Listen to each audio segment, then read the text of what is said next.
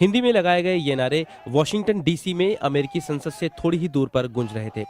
दरअसल 10 दिनों की यात्रा जर्नी फॉर जस्टिस के बाद 100 भारतीय मजदूर वॉशिंगटन डीसी में भारतीय राजदूत रोनन सेन से मिलने आए थे।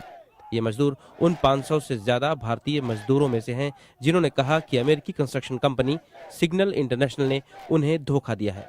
हम लोग को बोला था हम लोग सिटीजन, हमको सभी फैमिली इधर लेकर आ सकते हैं बोला था, हमको कोई लेने के लिए कुछ नहीं हुआ, हम लोग रोता है अभी भी।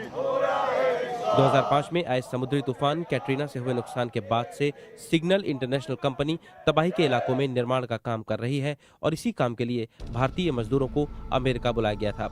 मजदूरों का कहना है कि नौकरी देते समय तो ग्रीन कार्ड देने और तमाम सुविधाओं के वादे किए गए, इसीलिए उन्होंने 8 लाख रुपए तक एजेंट्स को दे दिए, लेकिन असलियत कुछ और निकली। हम 24 आदमी एक कमरे के अंदर रहते थे, जिसके अंदर सिर्फ 2 बाथरूम थे, ना हम खड़े हो सकते थे, ना बैठने की कोई सुविधा थी उसके अंदर। हालांकि सिग्नल इंटरनेशनल के वकील का कहना है, That's absolutely false. What happened was we had hurricanes Katrina and Rita, and there was a lack of housing in the area.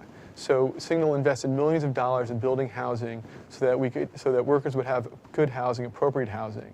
भारतीय राजदूत की इच्छा थी कि सारे मजदूरों से आमने सामने बात की जाए, तो फिर देखते ही देखते भारतीय दूतावास में भी नारे लगने लगे और शुरू हो गया सवाल जवाब। Can you share that report with us or not? I repeat, I mentioned that to you. But the question is just, will you share it? And your answer is no. No. Is that correct?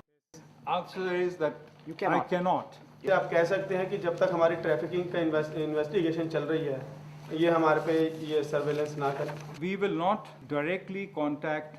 ये सिलसिला काफी देर तक चला और मजदूरों को पता चल गया कि भारतीय राजदूत प्रशासनिक दायरों से बाहर नहीं आ सकते। अब ये मजदूर वॉशिंगटन डीसी में रुककर अमेरिकी संसद के दरवाजे खटखटाएंगे। अमेरिका के दूसरे बड़े शहरों से होते हुए अब भारतीय मजदूर राजधानी वॉशिंगटन डीसी की सड़कों पर अपनी आवाज बुलंद कर रहे हैं। उनका कहना है कि इस सत्याग्रह के माध्यम से वो मानव तस्करी पर एक बड़ा सवाल खड़ा करना चाहते हैं। वॉशिंगटन डीसी से वॉइस ऑफ अमेरिका का मैं श्रीवास्तव, आज तक के लिए।